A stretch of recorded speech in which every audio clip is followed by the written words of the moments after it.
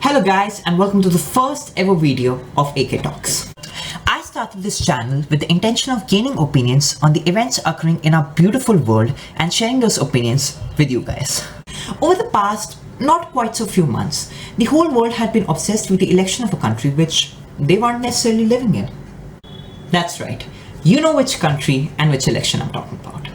In electoral votes, that will mean that Biden goes from 264 to 284 and then all the way to 300. It appears before the end of tomorrow, America could have a new president. Hindustan की नजर America के चुनावी नतीजों पर है.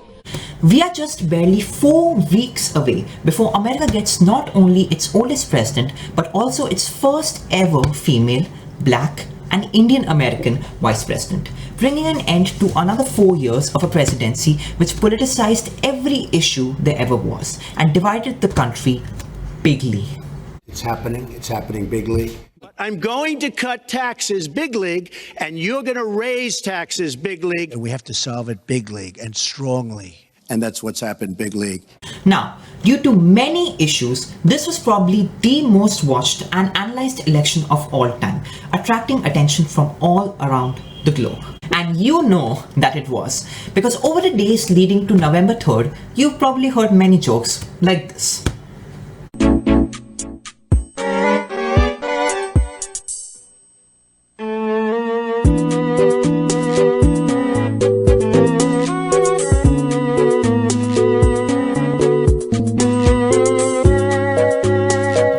But on a serious note, people were asking, with everything going on in our own country, why were we obsessed with the election of a country which was in a completely different hemisphere? This brings me to the topic of my discussion today. Why did Indians care about the 2020 US election?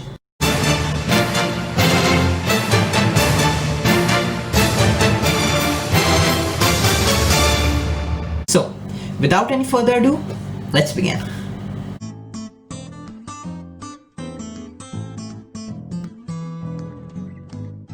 Elections in the United States have always been something to look out for because the US president is someone whose decisions not only affect his or her own country, but other countries as well, no matter if those other countries are friends or allies. The temperament of American presidents can often make a real difference to bilateral ties, including on trade, on immigration policies, and other strategic issues.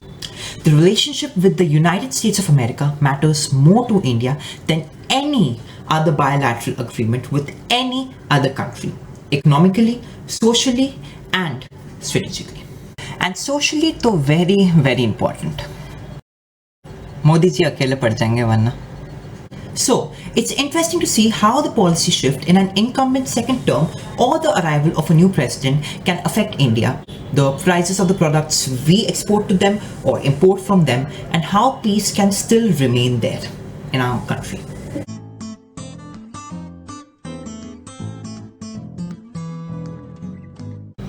India had grown all the more fond of America's soon-to-be former commander-in-chief. Their confidence grew in him from 14 to 56% in the last 3 years. And aside from all the ways that Trump is good for India, you have to admit that a person like him, you probably won't get to see in your entire lifetime. You used to call me on the cell phone. Total control. Bing, bing, bong, bong, bing, bing, bing. You know what that is, right? I was down there, and I watched our police and our firemen down on 7-Eleven, down at the World Trade Center right after it came. We're clear. Okay. Okay. Donald J. Trump had turned the last 4 years of the whole world into a reality show. And who better to shy away from a reality show than an Indian audience, huh? India itself came to the spotlight over the last 4 years by Trump's emphasis to woo Indian American voters by forming a friendship and alliance with the Prime Minister Narendra Modi. And what an alliance. There was a lot of dissension, a lot of fighting, and he brought it all together. Like a father would bring it together. And maybe he's the father of India. We'll call him the father of India. I think Strong resolve to make America great again. Abi ki bar, Trump, Sarkar. The reason Indians love President Trump is because they see Prime Minister Narendra Modi in him. They see a confident leader who is capable of running a country and who is not scared or afraid of putting his country's interests first. The contrast, Prime Minister Modi comes from really humble backgrounds, and Trump, well, he couldn't even pronounce that humble background. A Chihuahua, a tea seller. So, due to the love of Trump like an Indian soap opera, the 2020 election was basically like a cliffhanger with a simple doubt in the minds of its viewers. Will the drama continue, or will it be replaced by logic and integrity?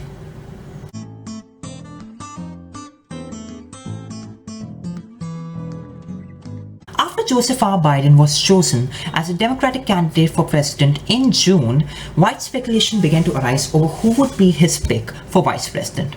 And then finally, on the 11th of August 2020, we all got to find out. Kamala Harris, the first black woman on a major party ticket for vice president.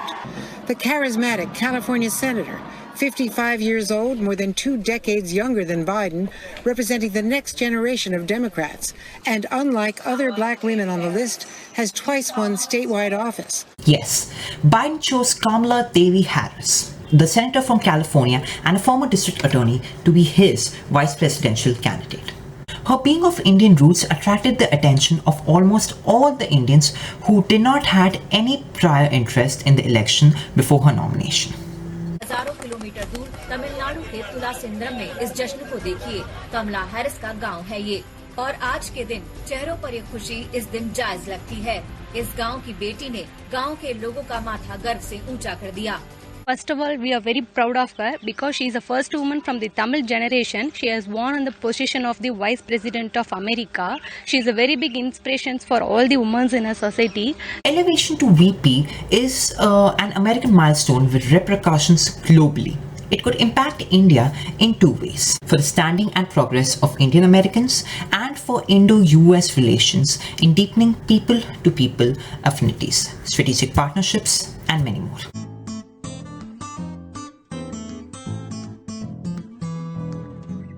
One of the leading issues regarding this topic can be the most leading issue we all are facing in our lives right now: the coronavirus.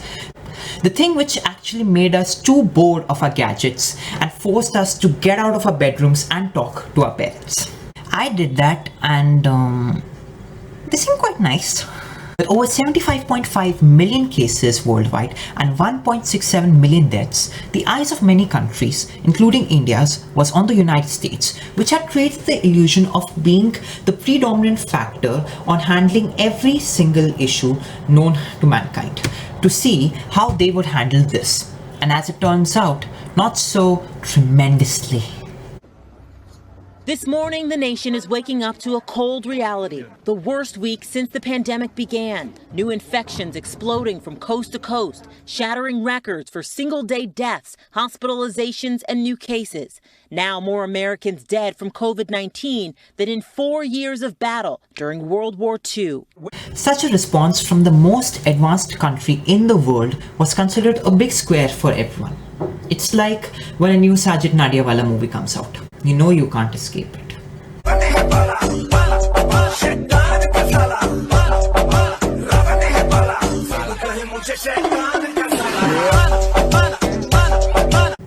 As with every community in the US, Indian Americans have lost lives and livelihoods.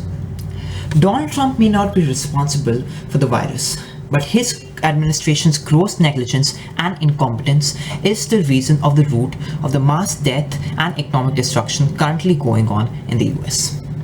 He has downplayed the virus ever since its first case emerged in the United States, going so far as to say that it would miraculously disappear one day, just like poof. So naturally, Indian people were keeping a close eye on this issue and were hoping to see if a new change would come along with the new president, or would the same strategy continue with the incumbent president.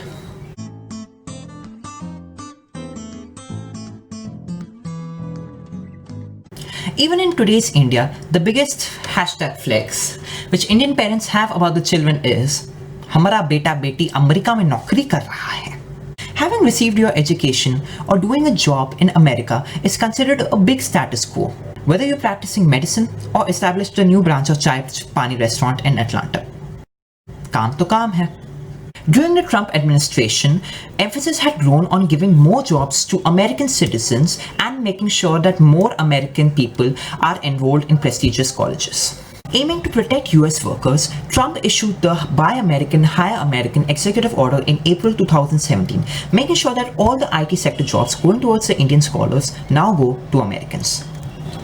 Furthermore, with the COVID-19 epidemic establishing a temporary shutdown of all travel into the US, Trump used this as an opportunity to give an order for the suspension of H-1B, H-2B, L-1A and J-1 visas that bigly affected American immigrants.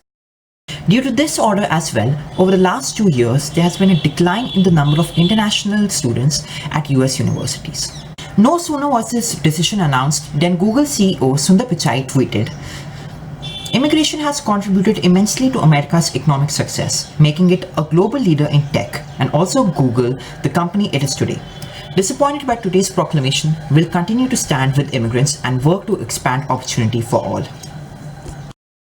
Keeping the woes of the international and Indian community in mind, Biden proposed alternative measures if he would be elected president, which included expanding the number of high-skilled visas, curb exploitation of foreign workers by ensuring that employers cannot hire below market rate, and creating a new visa category to allow cities and counties to seek higher levels of immigrants to support economic growth. With such a turn and differential thinking in the two candidates for the Indian immigrants themselves, Indians were on their toes, praying for an alternate candidacy to bring a form of peace to their minds and, most importantly, to their parents. With this, we come to an end of this video. Thank you so much for tuning in. Don't forget to share this video with anyone you can and, of course, like and subscribe. See you next time with a brand new video on a brand new topic.